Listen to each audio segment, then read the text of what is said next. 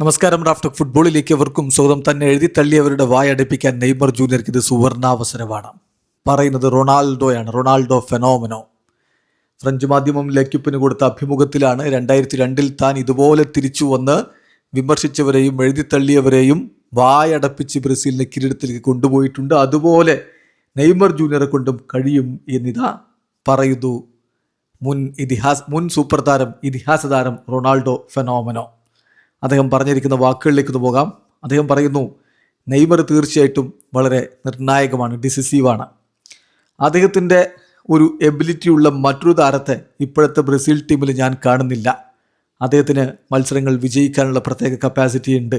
നമ്മൾ അദ്ദേഹത്തെ പരിഗണിച്ചില്ലെങ്കിൽ തീർച്ചയായിട്ടും നമ്മളൊരു അവസരം നഷ്ടപ്പെടുത്തലായിരിക്കും അത്. നെയ്മർ ഇപ്പോൾ ഡോക്ടേഴ്സ് അദ്ദേഹത്തിന് പ്രശ്നങ്ങളൊന്നുമില്ല എന്ന് ക്ലിയർ ചെയ്തിട്ടുണ്ട്. അദ്ദേഹം ഫിസിക്കലി ഫിറ്റാണ്.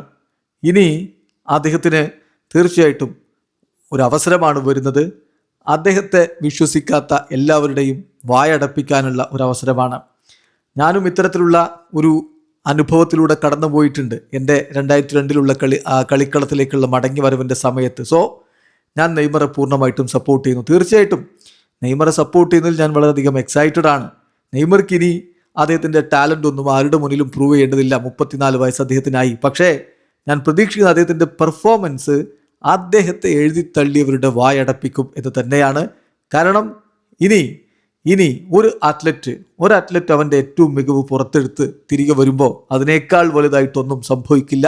അതാണ് ഏറ്റവും മനോഹരമായ കാഴ്ച എന്നുകൂടി ഇതാ റൊണാൾഡോ ഫെനോമനോ പറയുന്നു. റൊണാൾഡോ പ്രതിഭാസം, റൊണാൾഡോ ഫെനോമനോ ഫുട്ബോൾ ലോകത്തുണ്ടാക്കിയ ഓളവും ചലനവും നമുക്കറിയാം.